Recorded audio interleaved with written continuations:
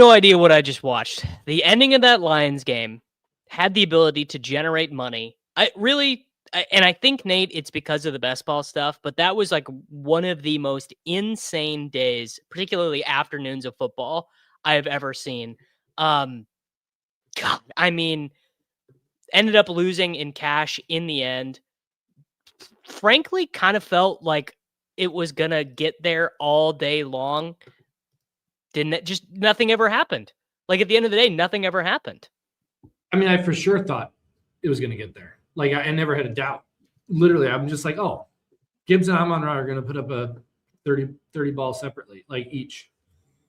Easy.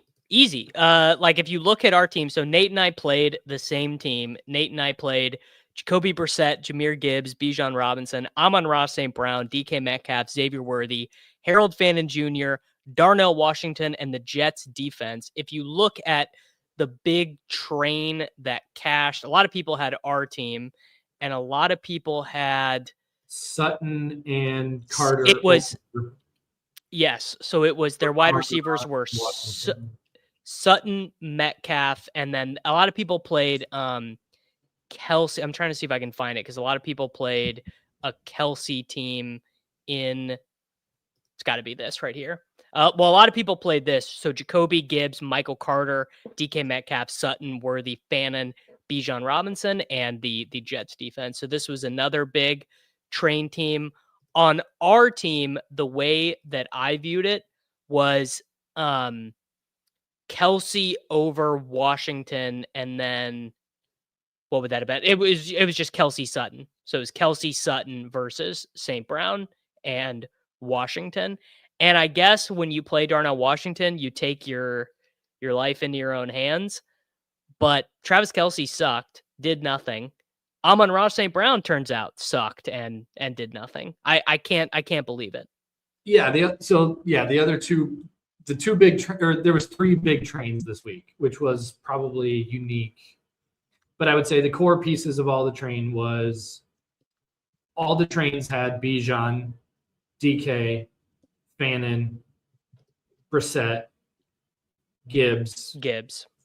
That was like the locks, and then the things that people were flipping over was JMO, Kelsey, or what we did, which was Amon-Ra and Washington, or the Carter and Carter and Sutton team, which. I mean, I would do the Darnell thing again. I mean, Darnell Washington at 2,600. The top floor stuff is just so like the floor pricing that you're getting at 2,600 is so valuable. So that ended up being the top team on Run the Sims, except instead of Worthy, it was Marquise Brown over Worthy, and then the Falcons instead of the Jets. I believe the Kelsey team was I want to say the Kelsey team, I think, was the ETR opto. But the Washington stuff was like, I don't know, I mean, the guy's gotten like decent amount of points. He's got like, 25, 30% touchdown equity, something like that. But yeah, like Jacoby against the Falcons. I don't know how what is he, 5,300? I don't know how you don't start there. Bijan felt like, I mean, it was disappointing in the end that Bijan Robinson only got 30. Felt like a 40 burger was absolutely sitting there. Gibbs with the highest total on the slate. I tell you what I feel dumb about. When is playing DK Metcalf ever been good? Like when has that ever been an experience where you're like, yeah, dude, DK Metcalf, that's the guy that you definitely not when he's chalk. Like that was that 70% owned in cash. He was 50% owned in tournaments, and I had him everywhere. I mean, brutal. He should have gotten ejected at half. That would have been great. That really would have been. Darnell might have gotten there. Darnell might have gotten there. Yeah, DK Metcalf punched a fan. It's just, and you look at all so if you go look, let's go pull the player pool up. So you go look at all the options of guys around him. There were honestly so many. Let's sort by salary here, because Metcalf is like, you just know it. Like I honestly, like Chris Godwin, Keenan Allen at 4,800, like or what Sammy did. I mean, he got down to two of these punt guys. I knew that it was way more risky than the projections were saying, because the projection was buoyed by the Steelers were going to be there, like inside of the projection, their pass rate was going to be higher. Yeah. Does that even make sense? Like, if the Steelers are down 14, are they even turning into a chuck the ball team? Like, honestly, probably not. It was just, it felt so stupid. But man, this St. Brown game, you could play this slate a lot of times, and I find it very hard to believe that you end with St. Brown having 9.4 DraftKings points all that often. Especially at the score. I mean, it wasn't like Detroit put up 6 points. It was 29-24. I mean, the game went over the total. I know. You tell me that, I shove this again. Like, this run out just feels brutal. So I did try and consider JMO, but when you looked at it, the combos were really not great. So if you, in this lineup, if you take Amon-Ra St. Brown down to Jameson Williams, it gets you down to that Darnell Washington spot. And then you go, okay, well, what do I do with that money? Yeah. Am I going to play Kelsey? Am I going to play, which I guess in the end, because Jameson Williams outscored St. Brown by so much, that lineup probably won. But I didn't think that it was worth going from St. Brown to JMO to do that. I didn't want to play, because there were other guys. It was like, oh, you could play Worthy and Hollywood. You could upgrade the Jets defense to the Texans defense. You could get from, in the end, what it was is there was no like $6,000 play that was any good. Yeah. If you tell me that week 16, no Mahomes, that is not going to be the first time I stack Chiefs in cash. Like, I'm not going with a Worthy Kelsey stack in week 16 without Mahomes. Like, that just seems insane. It does seem insane. And like, I thought through the Chiefs stuff a lot, because I was like, okay, well, Gardner Minshew is going to be in there. Okay, well, Michael Pittman Jr. had 109 receptions that year. Who's most likely to do that stuff? And honestly, like, Worthy was the most likely replacement for that short to intermediate stuff. The thing that is hard to account for, and obviously this wasn't accounted for in Vegas stuff, because the Chiefs were favored by 3 in a game they got smoked in. Now, part of that was that Chris Oladikin, he had to play quarterback for 3/4 of the game because Gardner Minshew tore his ACL. But they were just awful. I mean, they were just terrible in this game, basically. Like, there was nothing there for, like, I guess what you need to do, because all these guys, Worthy, Hollywood, and Kelsey, were showing up as some of the best values of the slate. And I guess what you have to do is you just have to say, well, there's a lot of systemic risk here. Yeah, you have to pick one. If you take all 3 of those in a lineup, or even 2 of them in a lineup, you're combining that risk in a way that doesn't make any sense. No, it doesn't. It was absolutely brutal. And like, you start to like, it's like, okay, everyone's like, okay, Worthy's so bad, he's so bad. And I'm like, I don't, like, whatever, I don't disagree with you. Yeah, he's so bad. But it's like, we've played, Adonai Mitchell with Tyrod Taylor as his quarterback. We've played, these shitty Commanders with Zach Ertz. We played these shitty Commanders players with Mariota at quarterback. This is what late in the season you have to do on DraftKings, because of the way the salary works. Like, the DraftKings salaries just get so tight. It's why every week when you go to click Run Optimizer on your favorite optimizer, it's why it's always giving you Harold Fannin, Juwan Johnson, Theo Johnson, Dalton Schultz. Like, it's because the tight ends, for whatever reason, I don't know why they do that, why they don't price the tight ends up the same way, but they don't. And tight ends is like 2,500 just gives you so much. 2,600, whatever, Washington gives you so much extra to play with, where it's like, when you go into cash on week 16 and you have Gibbs, Bijan, Amon-Ra St. Brown, and Fannin, who I had as the highest tight end project, like, I probably would have played Fannin almost over McBride straight up this week. Like, I had this lineup just felt so solid to me. It did. And like, a lot of the times, like you're thinking, you're like, okay, well, how does this lineup fail? Well, you're obviously not thinking that Jahmyr Gibbs is going to have 2 rushing yards. You're obviously not thinking St. Brown is going to get forward. You're definitely worried about Metcalf. Anyone who says they were not worried about Metcalf is crazy. And hold on, I got to upload Sammy's cash game lineup because Sammy, first off, Sammy did not remember to enter into our 3-man, which is classic. But Sammy did something different, and I'm trying to decide if it probably wasn't very good. He also it's legitimately bad. Yeah, it's pretty terrible. So he also played Jacoby. He also played Jahmyr Gibbs. He also played Bijan Robinson. He also played St. Brown, but he got to the same spot that we did. And he was like, dude, I don't want to play Darnell Washington. So instead of DK Metcalf, he played Adonai Mitchell. I actually looked at playing Adonai Mitchell for a second. I was like, well, I actually didn't look at playing Adonai Mitchell. I looked at playing Hollywood and Worthy together. He did do fan and end, but at the end, Metcalf Waller versus Metcalf and Darnell Washington, that can't be good. That's got to be terrible. No. Adonai Mitchell, the floor you're taking with him is a legitimate 0, like 30% of the time. You cannot tell me that upgrading from Washington to Waller is worth taking on that risk at wide receiver. You get a wide receiver spot like that, you are dead. You are dead.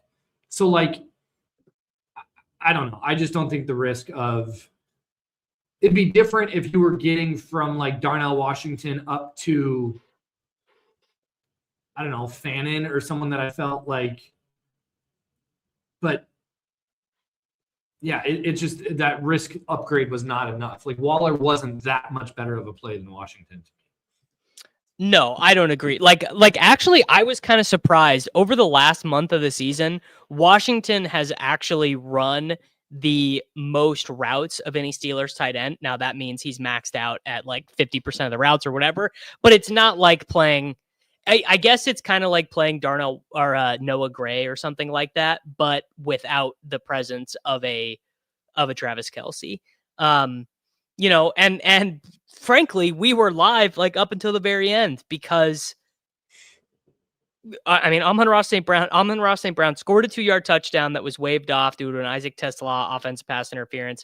Then the final play of the game was also an Amon-Ra St. Brown, but I guess in the end, I was listening to it. They also said the final Amon-Ra St. Brown touchdown was also an offensive pass interference.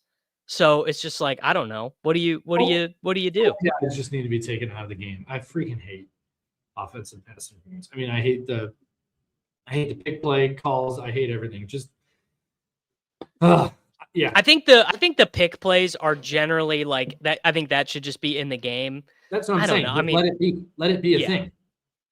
You always want to have more offense, and honestly, it would not surprise me to see the league actually change the emphasis on that because they are making so many offensive friendly things. Like the new kickoffs are all about offenses, and they like this year is the most it's the highest rate of first downs via penalty in like 15 or 20 years in the NFL because NFL offenses are struggling so much. So they clearly are trying to legislate it and make it easier for offenses.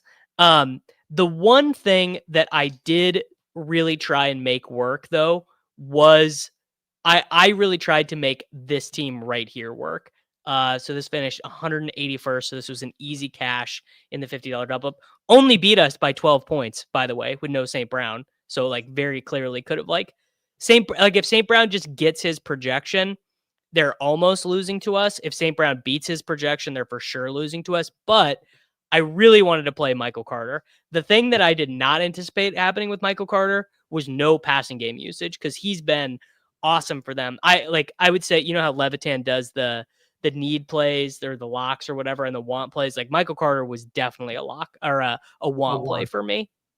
Yeah, the Arizona offense, ultimately, I think Marvin Harrison should just be injured the rest of the year. I mean, he clearly ruins everything that they have going for him. When you get the ball to Michael Wilson, everything else works. Jacoby Brissett looks like a god. Trey McBride turns into a pumpkin. Everybody turned into a pumpkin the second Harrison came back on the field. It just throws off everything. And so Yeah, it was the whole Arizona offense was really frustrating. Yeah, I guess, I mean, does this, like, do we think that the Jacoby Brissett gravy train is done? Like, is that it? Are we past it? Like, is It's Jacoby tied to. Brissett? Yeah. I think Is it's tied to Marvin Harrison. But he did Marvin Harrison, okay. He had a good fantasy game in the first everybody in game there. that Marv came back. I think you have too many tabs open. You have too many Python scripts running in the back. Yeah, because in the end, Jacoby had one good game with Marvin Harrison Jr. back. I think Marvin Harrison Jr. even scored in that game, didn't he? I don't disagree though. Like, it should just be like, we got to just get Marvin Harrison Jr. off the football team at the end of the day, because Marvin Harrison Jr. played in 6 for 69 against Tampa Bay, and then 3 for 31 and a touchdown. I'm trying to remember the result that Jacoby got here. Jacoby in that game threw 44 times in that game. Didn't get 44 throws here. Certainly did not get 22 completions. But yeah, if you look at all these games, the passing usage for Michael Carter was there. I don't know.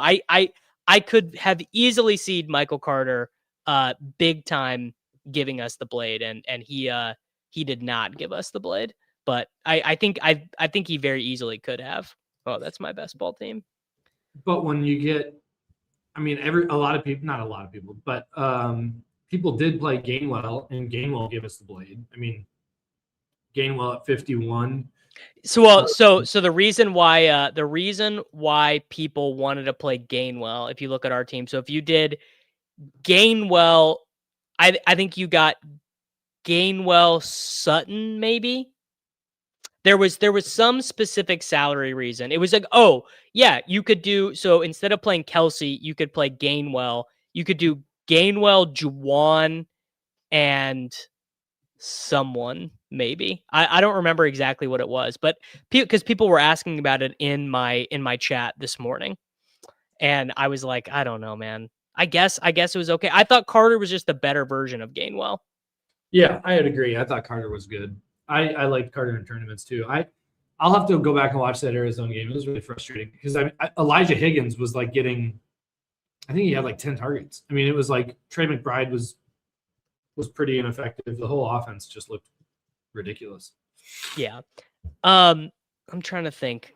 Did you so we ran a little bit hot with Fannin. This is what it was. It was Gainwell, JMO, and Juwan, which obviously ended up outscoring our team by a ton. I mean, did you think about playing JMO? Yeah, I did. I just, the Amon-Ra thing for cash games feels so much more like the volume, the way that they use him. I don't know. It was hard for me to get off of Amon-Ra. Yeah. And you couldn't play both. You couldn't go JMO, Amon-Ra, and Gibbs. I mean, you could have. You obviously would have been you would have been insanely tilted based on the results of the game, but you definitely could have. I was just gonna say, like, cash, I felt like I wasn't I felt pretty good about this team. Like, once I was like, okay, Washington is what it is. Like, it's a necessary evil to get St. Brown, Bijan, and Gibbs. This is sort of like the classic jam 'em in from back in the day, like playing David Johnson and Le'Veon Bell. Only one of them did their job. I think I just got to put DK Metcalf in the never again pile. I think you just got to say DK Metcalf, totally fine tournament play when he pops. He's never a cash game play. Like Sutton over is DK. Sutton over so DK much better. Sutton, yeah. We should have figured out the $300 to get that. But overall, I mean, Amon-Ra in this spot, I think you play this team, you win money more often than not. Yeah, I don't know. Do you feel, I guess sometimes when I lose, I'm like, dude, how could you have done that? And this time when I lost, I just kept waiting for the points to come. I was just like, well, eventually we're going to get there. Cause the Jets got 4, which is fine for a punt. Fannin was only 58% owned in the massive, or the giant $50 double up, 53.5% owned. I mean, that feels like it should be an auto win. I don't know. I mean, the fan I think I'd play this team again. Yeah. I think I would. I don't really feel that bad. I mean, I was very glad to have not played Kelsey. Glad to have not played Hollywood Brown. Worthy could have scored on his one long reception too, which obviously would have changed the content. I mean, he was chalk. Let's move over to tournaments now. So I played into some huge chalk this week, mostly because what I anticipated happening did happen, which was the Lions and Steelers game to go over. What I did not anticipate was there was like their two good drives in the second half. It was all their idiots who scored. It was like Shane Zylstra and then Isaac Tesla. So I played the 9% owned Jared Goff. I played Bijan Robinson at 40%. I played Aaron Jones at 7%, JMO at 25%. But honestly, St. Brown at 24%. Like, I know that's very far off actual, but Nate, we've seen these spots this year where the obvious chalk guy, like the guy who ends up being the most owned at a position, ends up being way owned. Like, we've had multiple 45%ers, multiple 60%ers this year. Then Michael Carter at the flex, and I did the Bengals defense instead. The 49% ROI, that is like almost exactly the same as what I got in terms of like pre-lock ROI. I didn't like the Aaron Jones play, but he was literally the only dude that fit. It was like the only way to make this team work in the end. Yeah, I think I like this team. I mean, Amon-Ra at 24%, I think is great. I mean, I don't love, like, when you look at just your three receivers all being nearly 25% owned, that's really hard to get separation at a position like that. But overall, I think this is a good team. I'm trying to think. I mean, how do you think about playing into the most obvious quarterback wide receiver stack of the week? Because I would assume I would have pivoted off Goff. I think that Goff is the type of guy who, like, you can get Jameson Williams upside, Amon-Ra upside, and like it's hard to get that at another position. Like, who's matching Jameson Williams upside at 6,400 or Amon-Ra on this slide at 8,400? Not many positions, but you very easily could have played a CJ Stroud or something like that and gotten a chance to outscore Goff, but still had his guys. So I would have gone like a pivot at the quarterback position, because I think Goff is like, the upside is really going to his players, like to his wide receivers. It's not to Goff himself. So it's funny you say that, because I know from it might take me a little while to find it, but I know from looking this morning at a bunch of stuff on Run the Sims that is like what that is what the computer wanted me to do, is like every lineup. It was like, okay, well, you should play JMO, or you should play Gibbs, or you should play St. Brown, but not Jared Goff. You know what? Actually, this is so funny. Sometimes maybe 1 week in my life, I will just take what the computer says and play it. The number one team, the first team I saw this morning when I ran the Sims, was Justin Herbert double with QJ and Amari and Hampton. And I was just like, I'm not playing that. That's crazy, dude. Justin Herbert stinks. All the Chargers want to do is run the ball, and that's not exactly. Herbert was the play. Herbert was smashed. I don't even know. Let's look. I wonder what won the spy. I honestly, like, it honestly would be hard for me to even tell right now what won the spy, because I was sweating. Best ball so hard that I was kind of not paying attention in the end. Oh, it's already gone from my live lineups page. That was I think quick. I have it. It was Kirk Cousins, Bijan Robinson, Chase Brown, Olave, Sutton, DK, Pitts, Adonai Mitchell, and Titans. I think that was it. Well, yeah. So, Chase Brown put up like 30 something. He did. Olave put up 30 something. And I liked Olave. I had a here, this is funny. I had a Shuck Olave on FanDuel, and Olave was really expensive on FanDuel, so he wasn't really that owned. But look what idiot play I played with it. Jawar Jordan. Wow.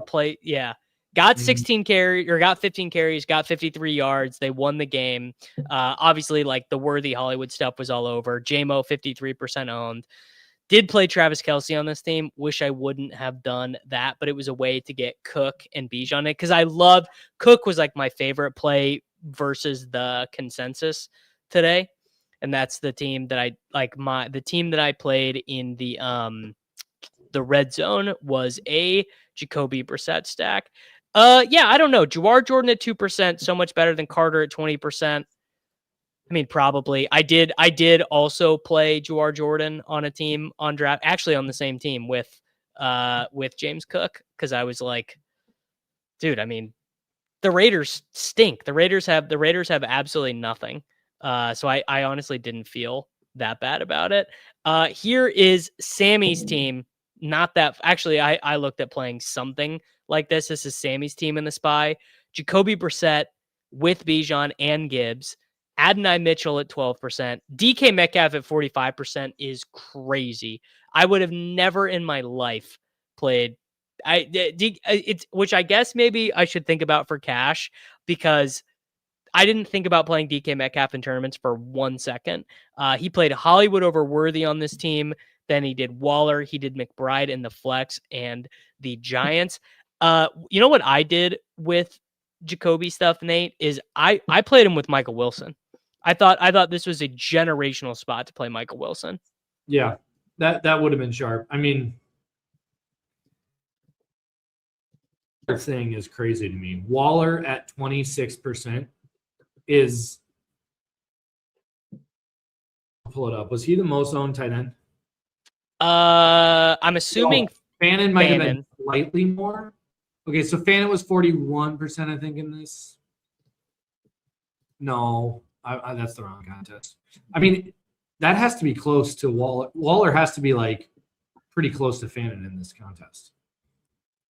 You can tell that a lot of the people who played Darren Waller or even who played Achane or who played Waddle, they never watch it. Waller was more than Fannin in the spy. That's insane. Yeah. Fannin ended up at 15% or 14% in That is so bad. That is like I get what people were doing, right? So you've got cheap Darren Waller. He scored all these touchdowns. Tight ends against the Bengals are the cheat code. They get all these points, yada yada, whatever. There was just no way, man. There was no way. This is classic like pattern matching nonsense. And dude, I mean, don't even know how that happens. How does he steam up to nearly double Fannin? I mean, he must have projected okay. Like his projection wasn't terrible, but man, Darren Waller in the year of our Lord 2025, week 16 as the most owned tight end with Quinn Ewers throwing him the ball. You got to just watch some college football. You got to just be generally aware of who Quinn Ewers is to understand how brutal of a play Darren Waller is the most shock. And I liked McBride, but the thing that I liked with Michael Wilson was, so we got the report. Schefter said, Marvin Harrison Jr. is going to play, but he's going to play like in the limited capacity, limited health for the rest of the year. So I was like, well, Michael Wilson's probably still just going to be in his role. And Michael Wilson still just was in his role. Jacoby and the Cardinals just ended up not throwing the ball that often. Now I got to give, I'm hating on Sammy. I do got to give him some credit here. The Giants defense, very sharp play. Just like, doesn't matter how bad they suck. Just get the Giants in against JJ McCarthy. Like it's gonna good things are gonna happen to you if you get a defense in against JJ McCarthy. Another thing though is the Bijan Gibbs pairing. I bet that ended up being super, super popular, having both those guys together instead of just one or the other. Yeah. Yeah. And they were 40, 48. Yeah, that's pretty popular pairing. And like, I don't know, if you just think about it in terms of like probability, like, yes, these are the two guys that have the highest projection, but how likely is it on a given slate that the two highest projected running backs end up with the two highest running back scores? It can't happen that often. Like in reality, it cannot happen that often where the two guys at the position that are that expensive, like, you're telling me there's not a random Rico Dowdle, Quinshon Judkins, like whoever, just like random guy who outscores, which it just is always happens.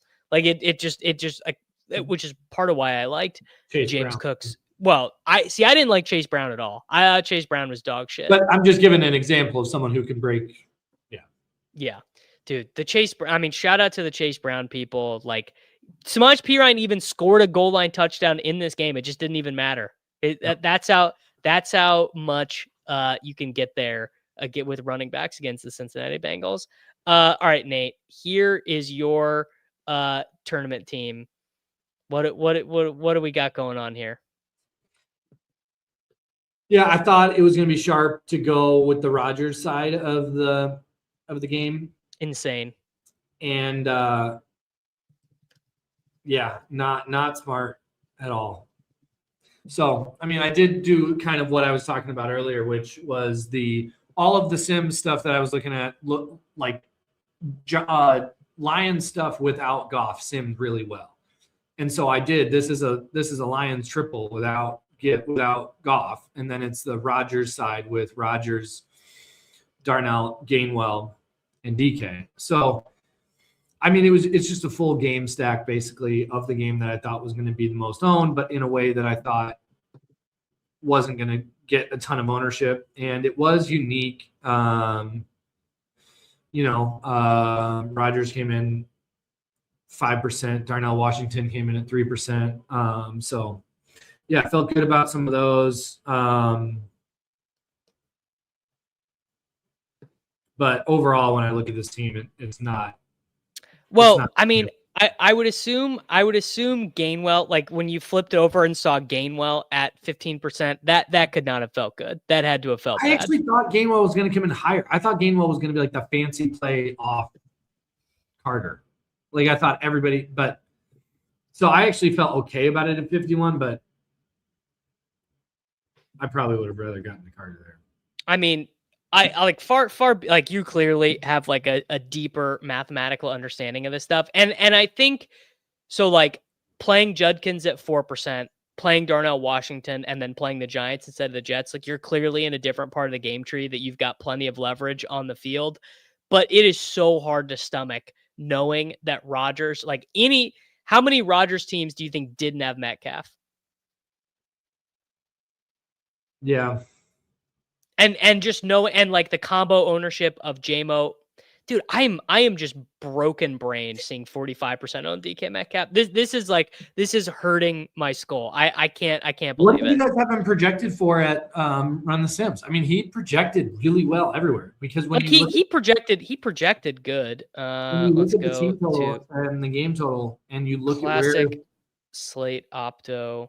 Okay, so Metcalf was projected for.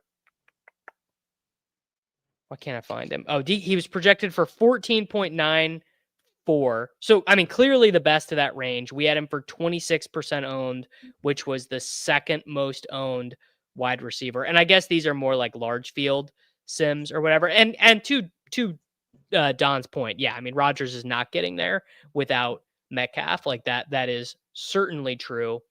Yeah, if Rodgers gets there, he gets there because Gibbs, JMO, and Amon-Ra go off, and then he gets there through DK, Darnell, Gainwell. Yeah. I guess the way I was thinking, and I actually had like too much time to sit and fiddle around with my teams today, so I ended up doing some Galaxy Brain stuff, like playing Jawar Jordan. But I thought of tournaments this way. One, I definitely wanted Goff doubles and maybe even Goff triples. I actually had a lot of Goff triples show up as plus EV in my stuff. I really wanted Jacoby Brissett, and I really wanted Shuck and Olave, and those are the only teams I played in anything. And I guess I don't know. I never considered Kirk Cousins, And honestly, I guess probably the thing that would have been the best for not you, the royal you today, would have been like parlays, like totally like uncorrelated stuff. Like you're just like, oh, I like this guy, I like that guy. Oh, I like Olave. The guy I fell for today that was like obviously bad, $6,000 Justin Jefferson. I just had to have it. I just had to have it. What are we gonna do? What are we gonna do when Justin Jefferson is $5,200 next week against Detroit? Dude, Are they on the main slate? Please tell me they're not on the main slate. Talk about just like such a fall. The Lions. Okay, thankfully the Lions and the Vikings are not on the main slate. So blessed for that. Now, sadly, they are on the Christmas slate, which means I will be losing quite a bit. And I actually think this is quite sharp. But when the pricing gets tight like this, I actually think it does make sense to open your pool up to the more parlay style lineups, like just like 8 good values.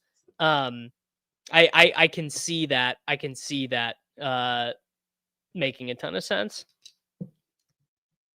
I don't know. The parlay stuff is just so hard to build though, because you just have to be right. Like the benefit in building a lineup like this, like if Nate's right, he takes care of 5 lineup spots.